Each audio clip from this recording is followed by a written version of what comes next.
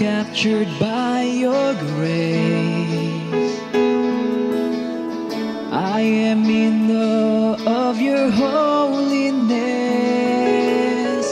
I'm surrounded by your love for me.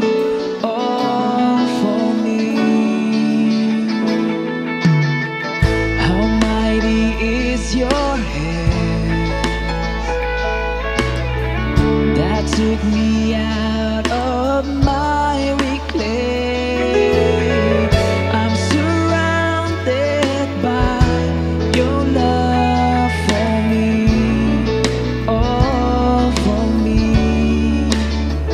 For your love is greater than life. It is more than what my mind can take. Oh, your grace, it is so vast, and I'm surrounded by you.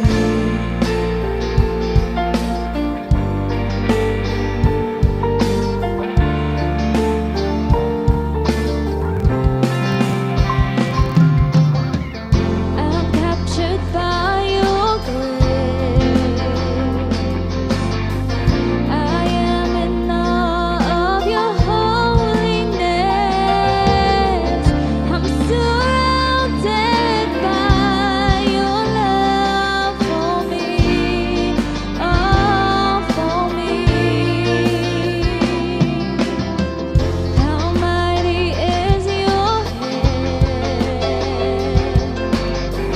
that took me out of the miry clay. I'm surrounded by your love for me. Oh, for me.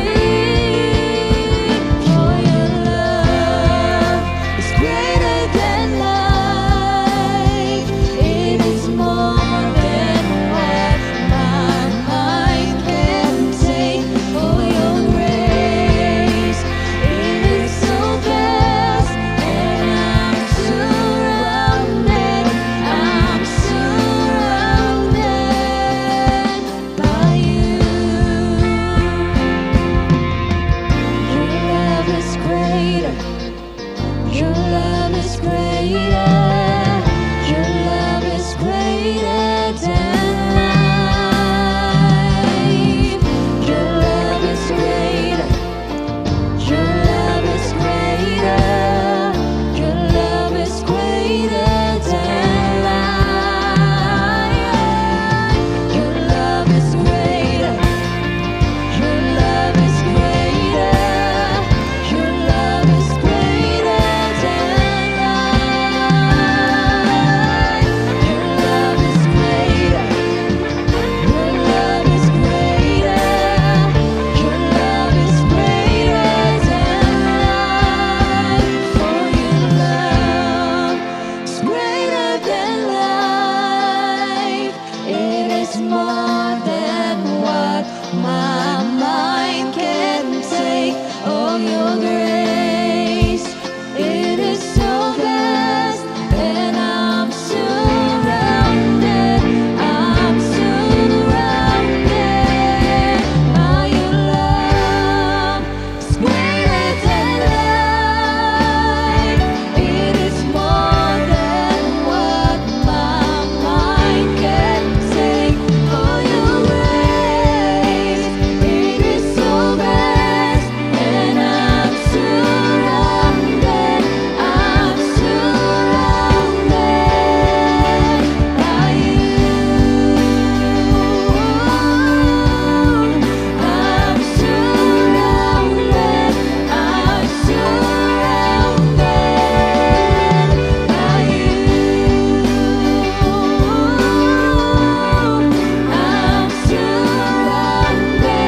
I'm surrounded by you. Praise the Lord, purihin po ang Panginoon Diyos. Good morning, good noon, good afternoon, good evening. Ano man po ang inyong mga pinagdadaanan ngayon, saan man po kayong panig ng mundo, nanonood ngayon. Gusto ko po kayo batiin ng isang mapagpalang araw ng linggo. And I hope that you are all doing well, kagaya ng sinasabi ko po lagi. Ano man po ang ating mga pinagdadaanan, gaano man katindi, gaano man kalala, gaano man kadilim, gaano man kabigat ang ating mga pinagdadaanan, nakakatiyak po ako na mas marami pa rin po tayong mga bagay na dapat pong ipagpasalamat sa ating Panginoon. This is Pastor Paul Balgos of Amazing Hope Crossover Campus, at magandang hapon po, magandang umaga, magandang tanghali, magandang gabi po sa ating lahat. God is good all the time, and all the time God is good. Nasaan ka man ngayon, pwede bang i-type mo sa comment section kung saan ka nanonood ngayon, saang panig ka ng Pilipinas, ng Luzon, ng Visayas, Mindanao, or saang parte ka ng mundo ngayon. Gusto ko pong malaman kung hanggang saan na po umaabot yung atin pong online streaming pagdating po sa ating pong Sunday services. And ngayon po, syempre, new month, new week, new series, yan po ang ibig sabihin yan.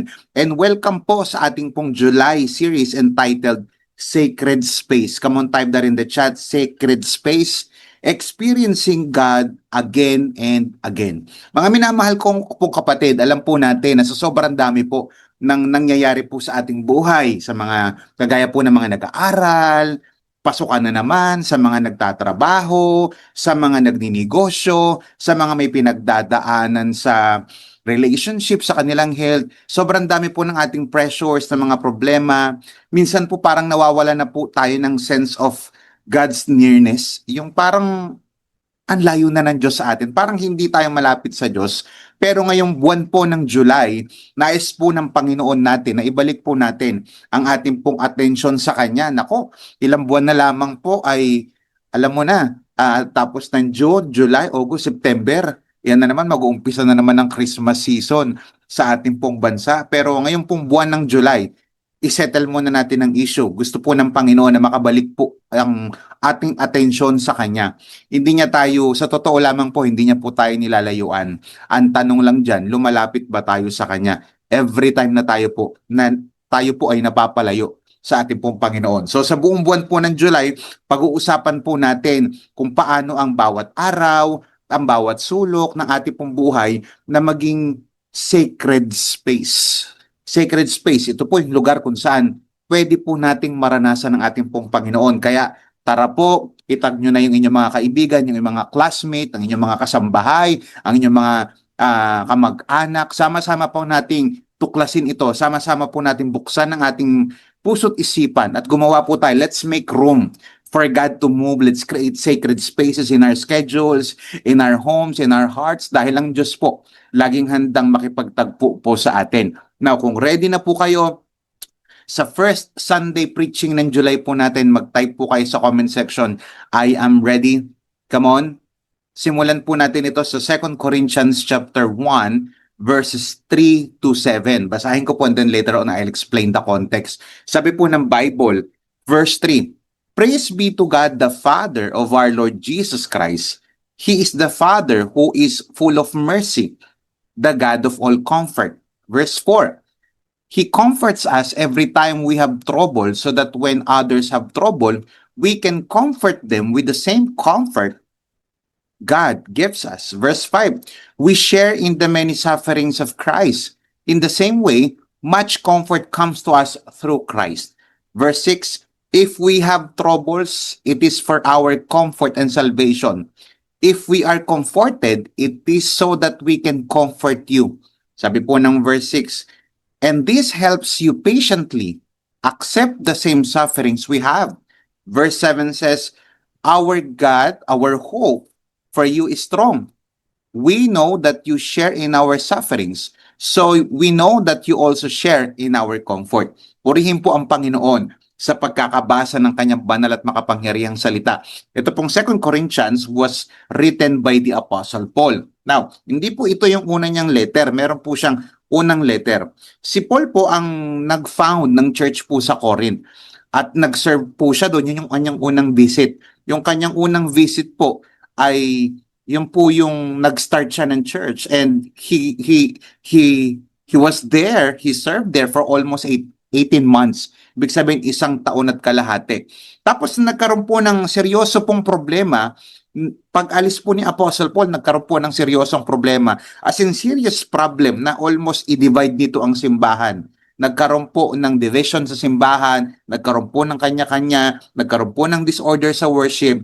And then, pag-alis niya po doon po nagkaroon ng matinding problema, pinadala niya po yung kanyang son in faith na si Timothy at doon niya po sinulat yung First Corinthians. Yan. Now, pangalawang visit niya po, isang painful visit po sabi ng mga scholars. Unfortunately, imbis na maayos, naging magulo pa po yung problemang kanilang kinaharap at kinakailangan pong bumisita ni Apostle Paul sa Corinthians para i-confront po yung mga troublemakers. Still wala pa rin pong solusyon by this time, no? And then gumawa po siya ng severe letter, no, para i-deliver po ito. Pa-deliver po ito kay Titus. Matapos po ang matinding pag-aalala sa church ni Apostle Pablo, nalaman po ng ating mahal na apostol mula kay Titus na naayos na yung gulo sa Corinth, yung issue po doon. Doon niya po sinulat yung tinatawag po nating Second Corinthians. Kaya papapansin niyo sa First Corinthians, medyo mabigat yung kanyang the way siya magsulat. Pero pagdating po ng Second Corinthians, medyo may kagaanan na. Why? Kasi nagrepent na yung mga nagkasala doon, naayos na yung problema. And pinapakita lamang po ng Second Corinthians na pwede pong maranasan ng isang tao ang Diyos sa kanyang buhay kahit nasa gitna po ng matinding suffering. Ganun po yung Apostol Pablo po natin. Nasa kabila ng emotional suffering niya, physical suffering niya, yung mga persecution, ay nararanasan pa rin niya ang Panginoon sa kabila ng matinding pagsubok. At yun po yung gusto kong ibahagi sa inyo. Samahan niyo po ako sa umaga, tanghali, gabi, depende anong oras po kayo nakakapanood ngayon sa ating topic for the first topic. First preaching po natin ito. First installment ng ating July series. Ito po, samahan niyo po ako. Experiencing God in the midst of suffering.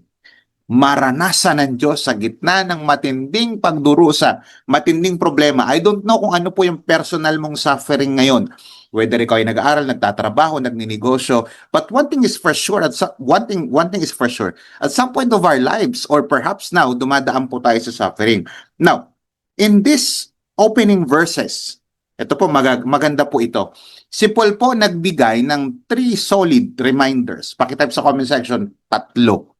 3 solid reminders on how to experience God in the midst of suffering. Pwede pa rin palang maranasan si Lord. Pwede pa rin palang makapag-create ng sacred space ako, at pwede ko pa rin palang maranasan si Lord kahit na matindi ang aking pinagdadaanan. Now, samahan niyo po ako sa verse 3. How to experience God in the midst of suffering. Verse 3, sabi po ng Bible, I praise be to the God and Father of our Lord Jesus Christ. He is the Father who is full of mercy, the God of comfort. He comforts us every time we have trouble so that when others have trouble, we can comfort them with the same comfort God gives us. Point number 1, how to experience God in the midst of suffering. Number 1, raise your praise. Can you type that in the chat? Raise your praise. Pag sinabi pong praise, ito po yung act of expressing. Pag-i-express ng admiration, yung pagmamahal, yung honor, yung pasasalamat sa Diyos at sa ginawa ni God. Sa context na ito, sa passage na ito, si Paul po, ito po yung kanyang second letter, binanggit ko po yung kanina. Si Paul po nag-umpisa sa kanyang letter, not with complaints, hindi nga nagbigay ng instruction eh. Pero inumpisahan niya yung letter ng 2 Corinthians with praise. Sa kabila po ng mga paghihirap, pag-uusig, even mga pagsubok na kanya pong naranasan at nararanasan, including yung kanyang painful visit sa Corinth, in-acknowledge niya po yung mercy at comfort na nanggagaling po sa Diyos. Ano po yung matututunan natin dito? Yung raise your praise. Number 1, praise God for who He is. Purihin po natin ang Panginoon kung sino siya. Sabi ng Bible, praise be to the God and the Father of our Lord Jesus Christ, the Father of compassion and the Father of all comfort. Now, pinapakita lamang po ng mga talata pong ito that bakit kailangan kong purihin ang ating Panginoon? Because He is God. Praise Him because He is God. Ganun lang po yun. Si Paul po, inumpisahan niya po ang letter na to with a doxology. Pag sinabi pong doxology, doxology is a short expression of praise to God. Minsan ginagamit po ito sa worship, sa prayer, even sa closing po ng sermon o ng mga letters. Now, hindi niya kayang umawit kasi tungkol sa kanyang sitwasyon na mahirap, matindi pinagdadaanan, pero kaya niyang umawit tungkol sa Diyos. Diyos na may control sa lahat po ng nangyayari sa Kanya. Mga kapatid, gusto ko po sabihin sa inyo na minsan kailangan nating huminto ng sandali at alalahanin po natin ito.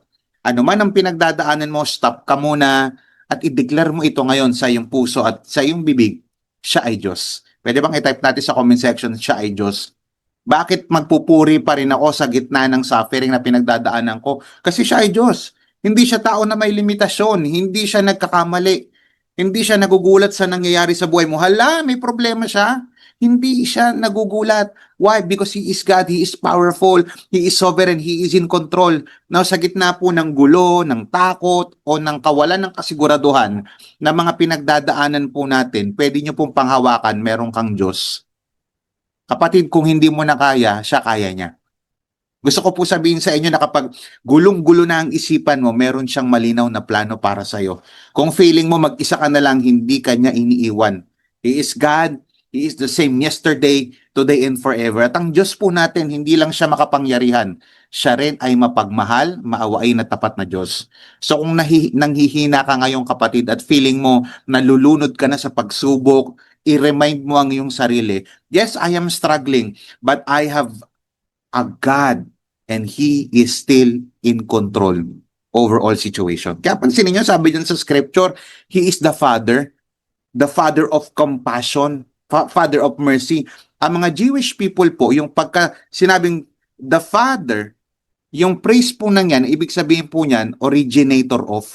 The Jewish people, sa kanila alam nila yan, originator. Kaya nga 'di ba sa John chapter 8 verse 44, Satan is the father of lies. Ibig sabihin, siya yung originator ng kasinungalingan. So pag sinabing God is the Father of compassion, siya yung originator nito. Si Lord po in His grace, binibigyan niya po tayo ng mga bagay na hindi nga natin deserve. God in His grace gives us what we don't deserve. We don't deserve to be in heaven. We don't deserve to be called a child of God. Pero dahil sa kanyang grace at mercy, naligtas po tayo. At isa pa pong pwede natin makita sa verse dyan, He is the God of all comfort. Pakitype nga po sa comment section, comfort. Praise Him because He is the God of all comfort. Alam niyo po ba ang salitang comfort ay pinaulit-ulit po mula verses 1 hanggang verses 11. Pinaulit-ulit po siya ng 10 times. Pakitype sa comment section, 10 times.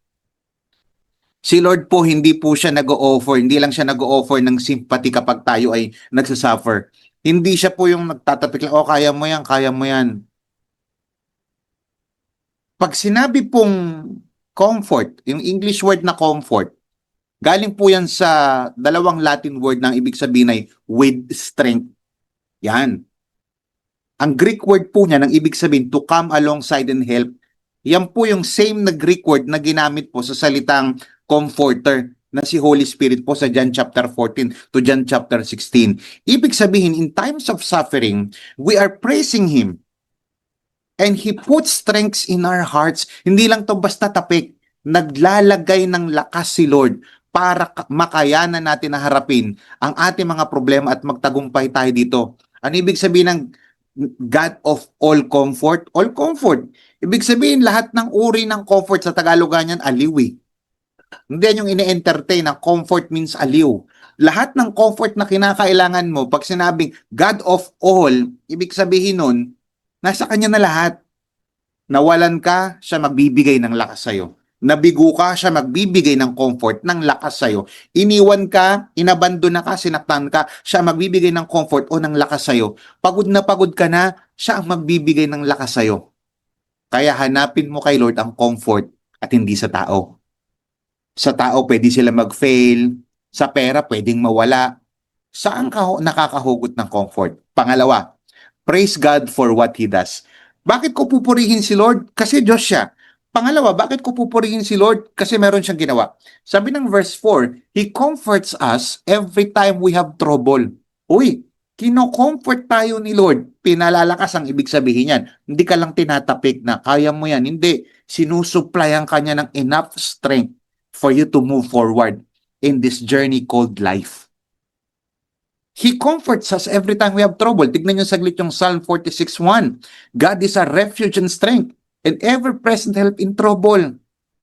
Kaya kapag ka meron pong sufferings na dumadating sa atin at sigurado naman pong may darating, don't forget to raise your praise. Come on, type that in the chat again. Raise your praise. Psalms 121 verses 1 and 2. I will lift up my eyes to the hills. Where does my help come from? My help comes from the Lord, the maker of heaven and earth. Kaya tanong ko kanina, saan ka humuhugot ng tulong? Saan ka humuhugot ng lakas o ng comfort? Dapat sa Lord. Why? Because when praise goes up, blessings come down. Sabi po ng Exodus 23:25-26, worship the Lord your God. Worship, and His blessing will be on your food and water. And I will take sickness among from you, and no one will miscarry or be barren in your land. I will give you a full lifespan. Hindi man literally, nakagaya nito na mabubuntis yung ilan, o magkakaroon ng, alam mo yon, hindi ka malalaglagan. Ang point is this, kapag ka tayo po ay nagpuri sa Panginoon, ang pagpapala niya ay isa sa atin.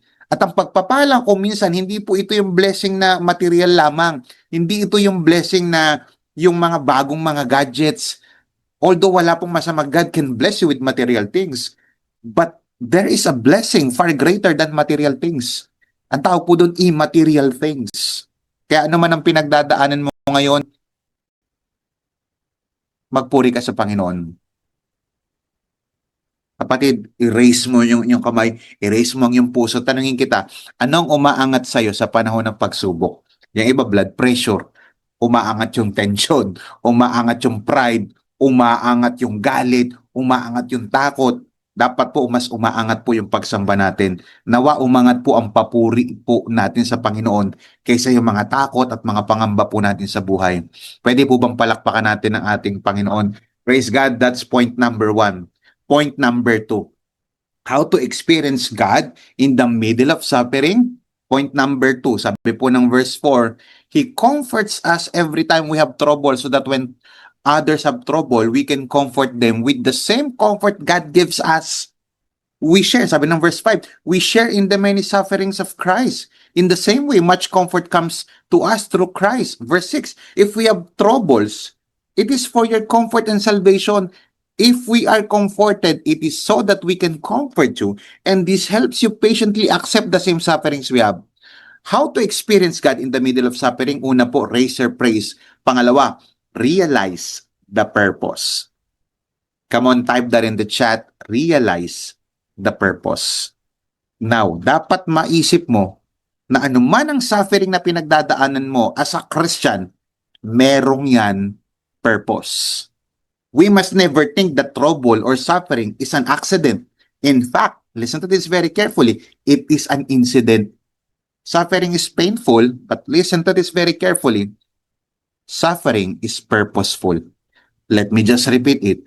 Yes, suffering is painful, but purposeful. Pagka inaral niyo po yung salitang Greek dyan, lalabas po ang salita, doon sa salita pong trouble, lalabas po ang salitang thlipsis, na ang ibig sabihin ay pressure, affliction, distress of mind, distressing circumstances.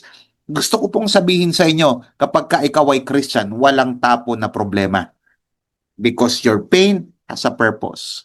Ano ang purpose ng pain o ng suffering na pinagdadaanan ko sa pagsunod ko sa Diyos, sa pagiging Christian ko? Muna, ang purpose niyan is for you to be blessed. Sabi po ng verse 5, for the more we suffer for Christ, the more God will shower us with His comfort through Christ.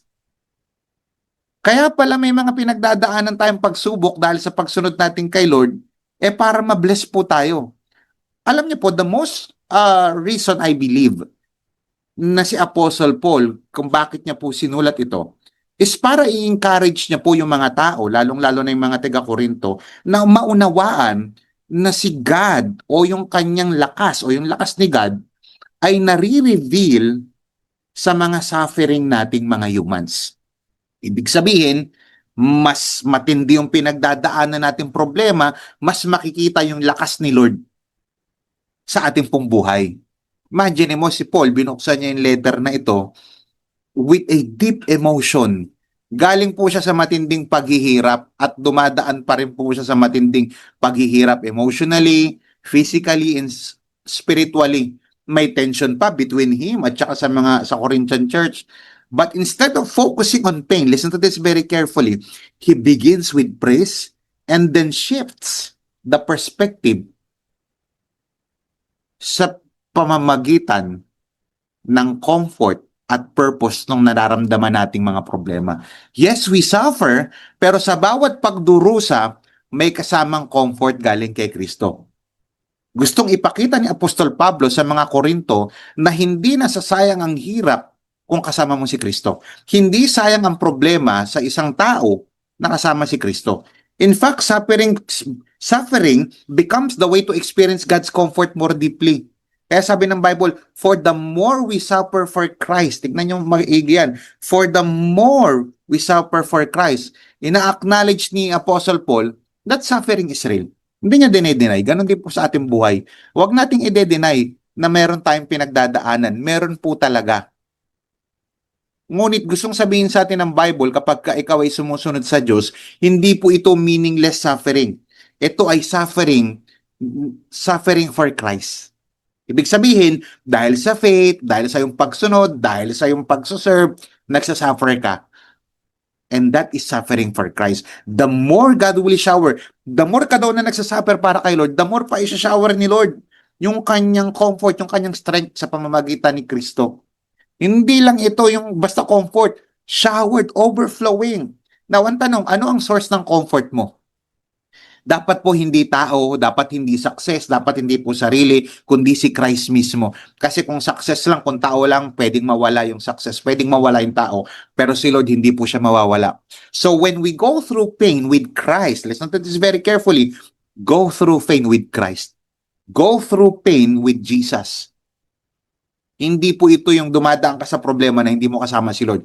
Kung dadaan lang ako sa matinding problema, dadaan ako kasama si Kristo. Ulitin ko po, when we go through pain with Christ, we also go through a deeper experience, listen to this, of His presence and power. Kapag dumadaan po pala tayo sa matinding pagsubok, kasama si Jesus Christ, at dahil kay Jesus Christ, lumalalim po yung ating experience ng kanyang presensya at ng kanyang kapangyarihan. So mga kapatid, gusto natin lahat ng blessing mapasatin agad. Meron tayong mga pinagpipray na pagpapala, meron tayong pinagpipray na matapos na yung problemang ito, pero kinakailangan po natin dumaan. Bago ang breakthrough, dadaan ka muna sa breaking. Are you suffering for doing right?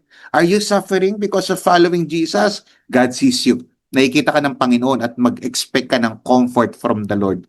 Are you discouraged in the ministry? Discouraged ka ba sa takbo ng karir mo ngayon? Discouraged ka ba sa family mo or sa faith mo? Posibleng nandiyan ka sa eksaktong pwesto na yan ngayon na ikaw ay discouraged kasi i-reveal ni Lord mas lalong lalalim ang iyong pananampalataya kay Lord kasi i-reveal niya yung kanyang lakas o yung comfort sa iyo. Kaya sabi ko po, sa isang Christian, wala pong tapon na problema. I-quote nyo po yan sa isang Christian, kapag ka-Christian ka, walang tapon na problema. Walang sayang na problema. Kaya anuman ang pinagdadaanan mong problema ngayon, God wants you to be blessed. At anuman ang pinagdadaanan mong problema ngayon, daanan mo lang at pumulot ka ng lesson. Uulitin ko mga kapatid, kapag ka sumusunod ka kay Lord, kapag ka-Christian ka, walang sayang na problema. Pangalawa, bakit kinakailangan ko, ano yung purpose? To be blessed. Bakit may problema? Kasi gusto ni Lord ma-bless ka. Pangalawa, para maging blessing ka sa iba. To be a blessing. Kaya nga 'di ba sabi ng verse 6, so that we can comfort you, and this helps you patiently accept the suffering we have. Ulitin ko po, sabi ng verse 6, if we have troubles, it is for your comfort and salvation. If we are comforted, it is so that we can comfort you. Oy, kaya kami na comfort ni Lord, pinalakas ni Lord para mapalakas din namin kayo. Kaya ganito yung sinabi niya sa verse 4 di ba kanina? He comforts us every time we have trouble so that when others have trouble, we can comfort them with the same comfort God gives us. Isa sa mga dahilan kung bakit nagsasuffer ang isang Christian dahil sa kanyang pagsunod kay Lord ay para, pakinggan niyo maigi ito, to empathize and to sympathize sa ibang tao na nangangailangan at tumadaan din sa ganitong pagsubok. Gusto mo bang maging blessing sa iba? Eh di, don't waste your pain. Sabihin mo nga sa comment section, type mo sa comment section, wag mong sayangin ang pain. Kapag may pinagdadaanan kang pain ngayon, wag mong sayangin yan, wag mong hayaan na dumaan lang sa yan. Pulot ka ng mga matututunan mo. Kasi yung mga matututunan mo ay magiging aral sa buhay din ng ibang tao na makakausap mo na posibleng dadaan sa problema o dumadaan sa problema na kagaya ng pinagdaanan mo. Let God use your wounds to comfort others. Ito dapat ang declaration natin, Lord, kung kinakailangan ko pong dumaan sa matinding paghihirap na ito para mas makilala ka ng malalim. Sige po, Lord. Basta, kasama kita. Lord, kung kinakailangan kong pagdaanan ito, Lord, tulungan niyo po ako. Kasi Lord, alam ko na sa bawat sugat, meron pong comfort. Sa bawat luha, meron pong yakap mula sa iyo. Kapatid, gusto ko po sabihin sa iyo, the truth is, pinagpala ang may pagsubok na mananampalataya. Kung meron kang pagsubok ngayon, pinagpala ka. Ang mundo, iniisip nila, blessed kami, wala kaming problema. Sa totoo lang, yan din po yung mga mindset ngayon na mga mabababaw pa na Christian. Akala ko ba pag naging Christian, wala nang problema? Sa totoo lamang po, kapag ka ikaw ay Christian, hindi po tayo excuse sa problema. Ang mundo, sinasabi nila, blessed kami, wala kaming problema. Sa totoo lang, whether may Diyos ka o wala, dadaan ka sa matinding problema. Pinagpala ang tumitibay sa gitna ng pagsubok. Bakit bless? Ulitin ko po kanina, ang blessing ni Lord, pwedeng material, pero ultimately, ang blessing ni Lord is far greater than material things. It is immaterial things. Bakit ako blessed sa gitna ng pinagdadaanan kong pagsubok sa pagsunod ko kay Lord? Kasi mas nakikilala mo si Kristo. Mas umaasa ka sa kapangyarihan niya at hindi ka umaasa na ngayon sa kapangyarihan ng tao. At mas nagiging instrumento ka para i-comfort din ng iba. Kapatid, gusto ko po sabihin sa iyo that in times of suffering, most of us nagiging prone po tayo na, alam mo yun, makalimutan po natin na may purpose ng problema na to. Minsan, dinidibdib natin, sinasarili natin, containers ba? But God called us not to become containers, but to become channel o channels of blessing. Ulitin ko po, may purpose ang trial para pagpalain ka at para mabless ang iba. Dahil in-encourage ka ni God ngayon, kaya mo na ngayon mang-encourage ng iba. Dahil naranasan mo yung comfort, dahil naranasan mo yung strength na galing kay Lord, kaya mo na ngayon magpalakas ng iba dahil gagamitin ka ni Lord. Sometimes, nagsasuffer po tayo because of our own sin and rebellion at yun yung ginawa ni Jonah. But sometimes, nagsasuffer po tayo because God wants us to keep us from sinning. Kagaya sa case ni Paul. Ulitin ko, minsan nagsasuffer ka kasi nagre-rebelde ka sa Diyos. Pero minsan nagsasuffer tayo kasi pinoproteksyonan tayo ni Lord from sinning. Ano ibig sabihin yan? Suffering, whether ikaw ay nagsasuffer dahil sa disobedience mo o dahil sa pagsunod mo kay Lord, suffering can polish our character. Kung ikaw ay nagsasuffer dahil sa pagsunod mo kay Lord, o kung ikaw ay nagsasuffer dahil di ka sumusunod kay Lord, ipapolish ni Lord ang character mo, gagawin kanyang humble. Kung ikaw naman nagsasuffer dahil sa pagsunod mo kay Lord, lalo niyang ipapolish ang iyong character, lalo kanyang bibigyan ng humility.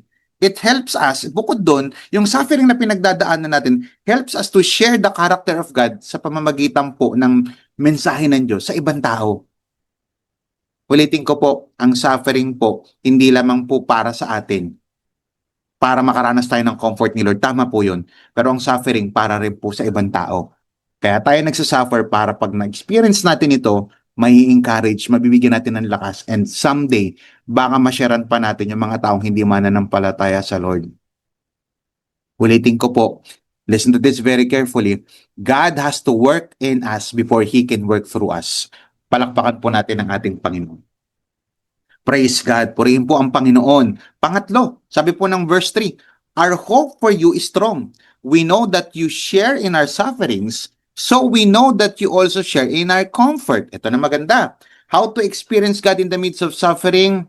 Pangatlo, recognize your partners. Come on, type that in the chat. Partners.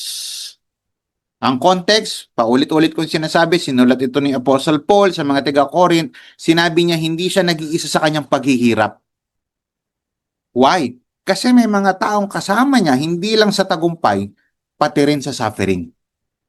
At dahil magkasama sila sa pain, magkasama rin sila sa comfort, sa strength na galing sa Diyos. Ano pwede nating matutunan dito as we are facing suffering right now? Number one, you are not suffering alone. If you're a Christian, kung ikaw ay tunay na tagasunod ng ating Panginoon, hindi ka nagsasuffer mag-isa.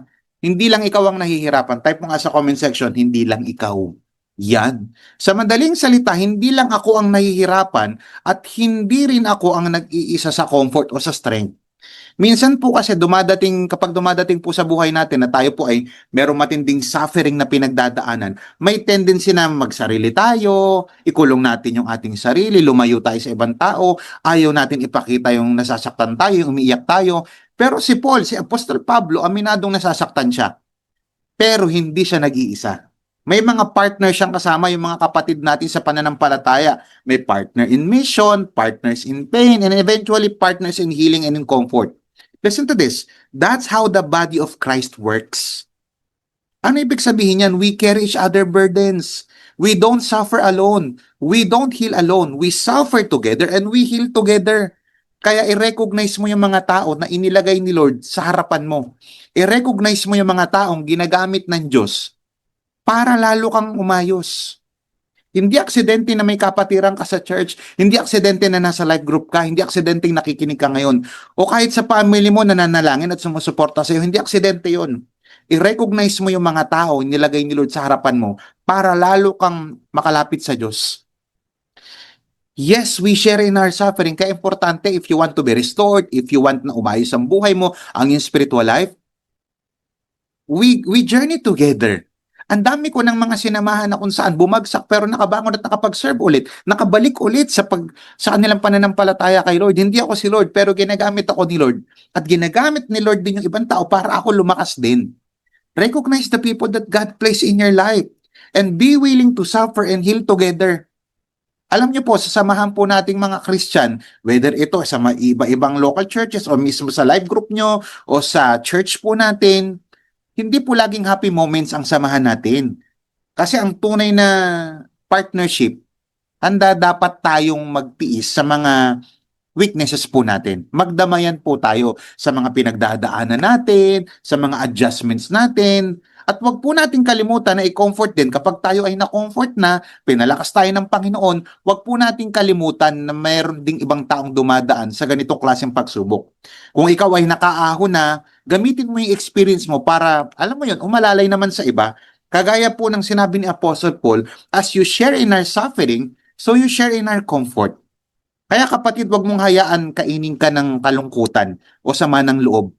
Alam niyo po, merong mga inilagay si Lord na tao sa paligid mo, hindi lang para hindi para husgahan ka, kundi para samahan ka.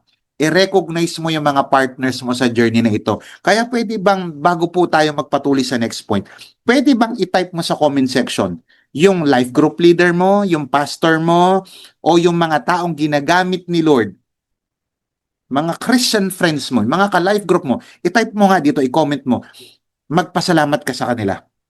Thank you. Come on, i-type mo dyan sa comment section. I-type mo yung mga partners mo in the journey. Come on, I call it partners in the journey. Sila yung mga life group mo, mentor mo, coach mo, i-type mo sila. Sa hirap po ginhawa, di ba? Sa hirap at na may kasama, kung tunay aawit sa'yo. Sabay tayong lalaban. Iiyak tayo parehas, tatawa tayo pero magsuserve pa rin tayo sa ating Panginoon. Hindi tayo magkakaaway dito sa church, magkakakampi po tayo. Ang kaaway po natin, si Satanas.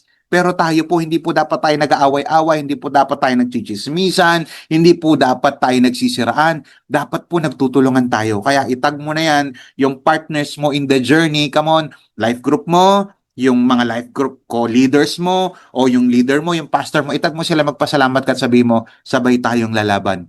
Purihin po ang Panginoon. Are we encouraged right now? Sarap ng word of God, no?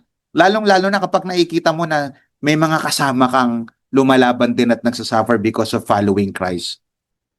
Ano po pwede pa natin matutunan dito? Recognize your partners kasi you are not suffering alone. Pangalawa, you will not succeed alone. Yan naman ang katotohanan. Kapatid, ang sinasabi lamang po ni Apostle Paul dito is, kung partners tayo sa suffering, partners din dapat tayo sa success. Ayan. Mga kapatid, hindi lang ikaw ang mag-isang lumalaban sa buhay. May mga lumalaban din po para sa'yo. Kaya huwag kang masanay na lumalabang ka mag-isa, maniwala ka. Pwedeng sa una kayanin mo, pero hindi ka uusad sa laban ng buhay kapag ikaw lang mag-isa. Ika nga ng kasabihan, no man is an island. Kapatid, gusto ko sabihin sa'yo na kahit talented ka pa, kahit anointed ka, kahit napakaganda ng plano mo sa buhay, pero kung mag-isa ka lang lagi, hindi mo kakayanin, maniwala ka. Ang buhay Kristiyano ay hindi po solo flight. Kung ang mga matatagumpay sa calling nila, kung gusto mo magtagumpay sa calling mo, kung gusto mo magtagumpay sa family life mo, sa career mo, sa ministry mo, hindi mo makakamtan yan mag-isa. We are not made by God to become an isolated person. We are called to be partners in the pain and partners in the process and partners in success. Kapatid, pakinggan mo ito maigi. Your success is always connected to people. Clarify ko. Ultimately, just for the record, ultimately, our success is connected to God. Only God can give us success. Yan ang katotohanan.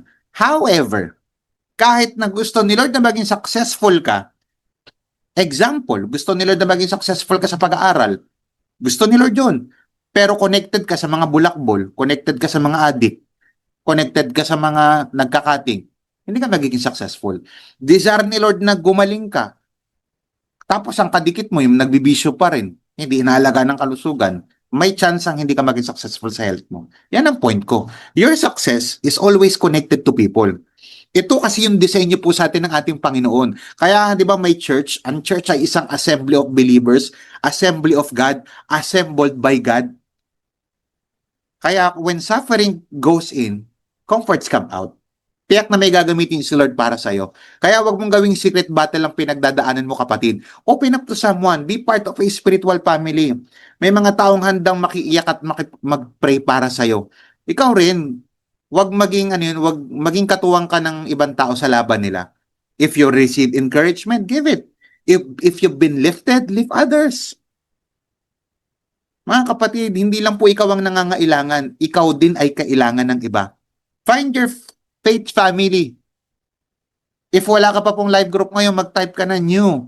Sama ka po sa live group. Kung wala pa nagdi-disciple sa'yo, find someone who can disciple you. Hanap ka ng church sa mga nanonood po ngayon. Sumama po kayo sa ating community, sa ating faith family, sa ating spiritual family, sa ating faith community. Now is the time. Don't do life alone. You won't succeed alone. Hindi ka magtatagumpay mag-isa. Kaya ito po ang challenge ko sa inyo ngayon. Who's walking with you? Who are you walking with? Sino kasama mo maglakad? Tandaan mo, your victory is not just for you. It meant to be shared. Dahil po sa kaharian po ng ating Panginoon, walang solo success, only shared success. Purihin po ang Panginoon. Type nyo nga po sa comment section, Amen, kung kayo po ay nabibless ng salita po ng Panginoon. In conclusion, ano yung tatlong solid reminders on how to experience God in the midst of suffering? Raise your praise, realize the purpose, and recognize your partners. Let us pray. Mga kapatid, habang nakapikit po ang ating mga mata at nakayuko ang ating mga ulo, alam niyo po, while I wish na hindi mangyari ang mga painful na nararanasan ko sa aking buhay, I've learned to appreciate na ito po mga painful events na ito ay tinuturuan ako kung paano mas makilala ko si Lord at mas maging pagpapala ko sa ibang tao. Mga kapatid, hindi madaling dumaan sa suffering. Lalo na kapag katahimik ang langit, walang sumasagot at parang ikaw lang ang nakakaalam ng pinagdadaanan mong matinding problema.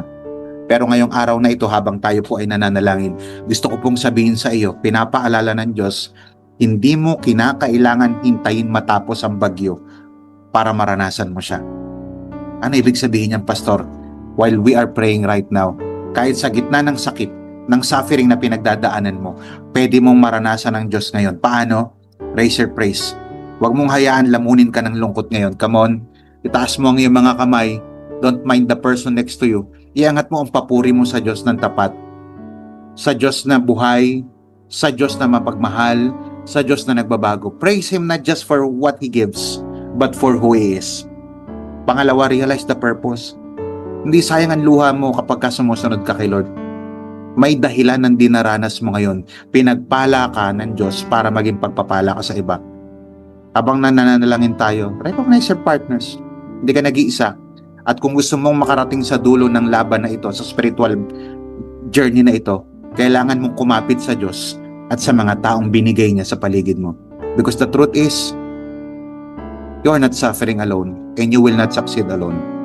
Ngayong gabi na ito, ngayong umaga na ito, tanghali, depende anong oras ka nakakapanood, gusto kong tanungin ka, kanino ka kumakapit habang dumadaan ka sa suffering? Sino ang pinupuri mo? Ang problema mo o ang Panginoon mo? Kanino ka nagpapalakas? Sa sarili mo lang ba? O sa Diyos at sa mga katuwang niya sa buhay mo? Kapatid, ikaw ang makakasagot niyan. Kaya kung pagod ka na, lumapit ka sa Diyos. Kung nalilito ka na, tumingin ka sa Kanya. At kung nasasaktan ka na, erase mo ang praise mo. Dahil sa dulo ng lahat, ang Diyos ay sapat. Thank you, Jesus. Kung ikaw ang tinutukoy na mensaheng ito, and if you want to surrender your life to Jesus, sabihin mo lang, Lord, I admit that I'm a sinner. I admit that I cannot save myself. I cannot go through life without you. God, help me. Be with me. I put my faith in you. I believe in your finished work on the cross. Lord, kayo lang ang may kakayahang iligtas ako mula sa suffering ng kasalanan. I acknowledge your works on the cross and I believe I am repenting of my sin and I believe in you. I confess that from this day on, Lord, as a sign of my salvation, Lord, susunod ako sa iyo. Sasama ako sa life group. Aaten ako sa church na ito. Magpapadisciple ako. Lord, sa mga tao naman na pinagpipray ko na matagal nang may relationship sa inyo, Lord, I pray that you restore that person. I pray that you heal that person. I pray that you provide for that person, whether ang pangangailangan niya ay provision sa kalusugan, sa pera, sa relationship, ultimately sa kanyang kaligtasan. Maraming salamat po, Panginoon Diyos. We love you, we thank you. It's in Jesus' mighty name we pray. Ang lahat ng sumabay sa akin sa panalangin ay magta-type ng Amen and Amen. Purihin ng Panginoon. If you are blessed, i-type nyo, I am blessed. This is Pastor Paul of Amazing Hope Crossover Campus na nagsasabing, mahal ka ng Panginoon. See you next week. I pray that you invite someone next week sapagkat napakarami po natin mga pag-uusapan patungkol po sa tinatawag po nating sacred space. Experiencing God again and again. God bless you and have a good week, amazing week.